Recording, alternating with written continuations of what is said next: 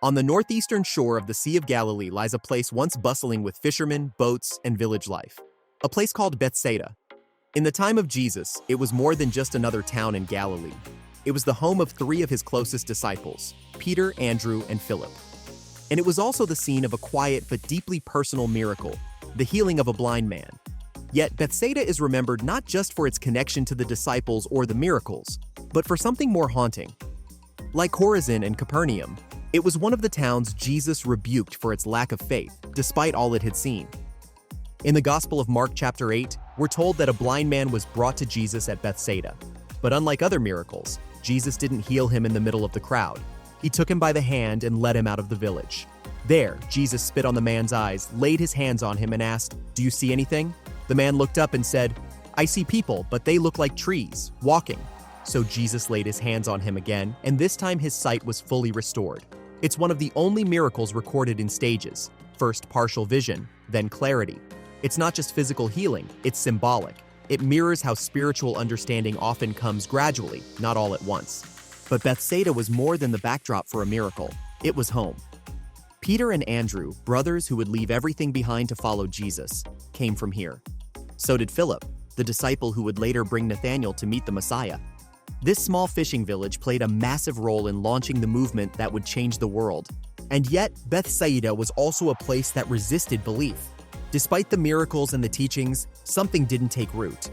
In Matthew 11:21, Jesus says, "Woe to you, Bethsaida! For if the miracles done in you had been done in Tyre and Sidon, they would have repented long ago." That rebuke echoes through time. A warning about spiritual blindness, even in the presence of divine light. Today, the exact location of ancient Bethsaida is a matter of ongoing debate among archaeologists. But the most widely accepted site is Et Tel, located just a short distance from the northern shore of the Sea of Galilee. Excavations there have uncovered ruins of a fishing village dating back to the time of Jesus, along with evidence of a larger, more fortified city that may have existed in later periods. Walking through the site of Et Tel today, you'll find ancient basalt homes, city gates, and fishing equipment, tools that give a glimpse into daily life 2,000 years ago. Archaeologists have even uncovered signs of a Roman-era expansion, suggesting that Bethsaida may have been elevated to the status of a polis or city during the reign of Philip the Tetrarch, who renamed it Julius in honor of the emperor's daughter. The land is dry now, with no sea in sight, but that wasn't always the case. Over the centuries, the Sea of Galilee's shoreline has receded. In Jesus' time, Bethsaida likely sat right along the water's edge, making it a prime location for fishermen and trade. What was once a lakeside town is now more inland, but the stones and remnants still tell the story. Nearby, visitors can also explore natural trails, beautiful Galilean scenery, and other significant biblical sites like Capernaum and Chorazin, creating a rich spiritual triangle in the region. Some modern Christian groups offer pilgrimages to Bethsaida as part of their Galilee tours, allowing travelers to walk where the disciples may have walked, and to reflect on the layers of belief, doubt, and discovery that unfolded here. What makes Bethsaida so compelling today is not just what happened there, but what it represents. It's a place of potential, where fishermen became apostles, where blindness turned to sight, and where the presence of Jesus left a lasting imprint, even on a village that struggled to believe.